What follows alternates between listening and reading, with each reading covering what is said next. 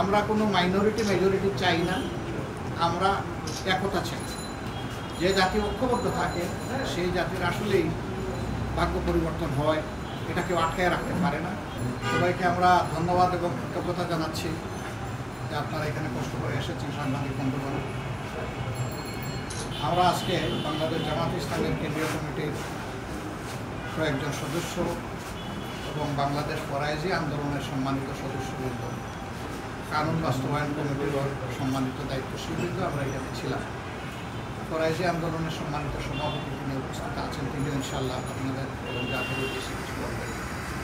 আমরা মূলত বসেছিলাম যে দীর্ঘ 15.5 বছরের দুঃশাসনের পরে এই মাসেরই 5 তারিখ অর্থাৎ আগস্টের 5 তারিখ দেশে যে পরিবর্তন এসেছে, এই পরিবর্তনের পরে দেশটা কীভাবে শান্তি শৃঙ্খলার দিকে ফিরে আসে এবং দেশের প্রত্যেক নাগরিক তার জান মাল ইজ্জত এবং আবরু নিয়ে প্রশান্তিতে মর্যাদার সাথে বসবাস করতে পারে, এরকম একটি পরিবেশ সৃষ্টি করার জন্য আমাদের করণীয় কী হতে পারে। আমরা সেই বিষয়গুলো আলহামদুলিল্লাহ আলোচনা করেছি এবং সকল ব্যাপারে আমরা একমত হয়েছি যে আমরা জাতিকে বিভক্ত নয়, বরঞ্চ জাতিকে ঐক্যবদ্ধ করে আমরা আগামী দিনগুলোতে জাতি গঠনের জন্য যার যার জায়গা থেকে আমরা অবদান রাখবো ইনশাআল্লাহ। সেই ক্ষেত্রে আমাদের সঙ্গে আপনাদেরকে আমরা পেতে চাই। দুটো কথা এখানে আবারও বলতে চাই যে আমরা কোনো বিভক্ত জাতি চাচ্ছি না, ধর্মের ভিত্তিতেও না, দলের ভিত্তিতেও না। দল এবং ধর্ম যার যার অবস্থানে থাকবে, কিন্তু জাতীয় স্বার্থে আমরা সবাই ঐক্যবদ্ধ থাকবো। এই জন্য এখন আমাদের স্লোগান হচ্ছে নাইদার মাইনরিটি নর মেজরিটি, উই ওয়ান্ট ইউনিটি।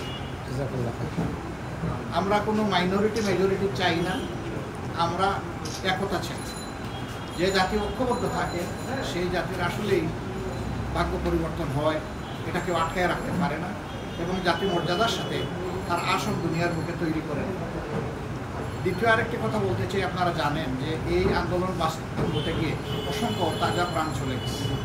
আমরা তাদের আত্মার মাগফিরাত কামনা করি, আল্লাহ তাদেরকে শহীদ হিসাবে করবেন এবং যারা আহত হয়েছে আল্লাহ তাদেরকে সুস্থ করবেন। দেশের ভিতরে যেমন আমরা লড়াই করেছি গুলির সামনে, ঠিক তেমনিভাবে গোটা বিশ্ব জুড়ে যেখানে বাংলাদেশিরা আছেন তারাও কিন্তু সমান তালে আমাদের সাথে এই লড়াই করেছে। এই লড়াই করতে গিয়ে বহু জায়গায় মিছিল হয়েছে, মিটিং হয়েছে। আবার বিগত যে সরকার ছিল এই সরকারকে তারা দুর্নীতিপরায়ণ মনে করার কারণে শেষের দিকে এসে তারা রিমিটেন্স বন্ধ করে দিয়েছিলেন প্রবাসী। এই যুদ্ধ তারা সমানতালে আমাদের সাথে চালিয়েছে, আমরা তাদেরকে মোবারকবাদ জানাই। এই যুদ্ধ করতে গিয়ে, লড়াই করতে গিয়ে বিদেশের মাটিতে যখন মিছিল করেছেন, সকল দেশের আইন কানুন পরিবেশ পরিস্থিতি সমান নয়। মধ্যপ্রাচ্যের একটি দেশ ইউনাইটেড আরব এমিরাতস, তাদের এখানে আমাদের বেশ কিছু এরকম প্রতিবাদকারীদেরকে তাদের আইনে তারা বিচার করে শাস্তি দিয়েছে, তারা এখন কারাগারে আছে। আমরা আমাদের বর্তমান সরকারকে অনুরোধ করব সর্বোচ্চ গুরুত্ব আমরা যাদেরকে রিমিটেন্স যোদ্ধা বলি এবং দেশের অর্থনীতির চাকা সক্রিয় রাখার জন্য যাদের বিশাল অবদান, তাদের বিষয়টা অতি দ্রুত মর্যাদার সাথে যেন সম্পন্ন করা হয়। তাদেরকে ওই দেশে সম্ভব হলে ওখানে পুনর্বাসন করা, না হয় অত্যন্ত মর্যাদার সাথে দেশে ফিরিয়ে আনার ব্যবস্থা করা। আমরা আশা করব দ্রুততম সময়ের মধ্যে তাদের মুক্তি হবে এবং এই ক্ষেত্রে আপনাদেরকেও আমরা সোচ্চার ভূমিকা পালন করার জন্য আহ্বান জানাবো। আপনাদের সকলকে ধন্যবাদ।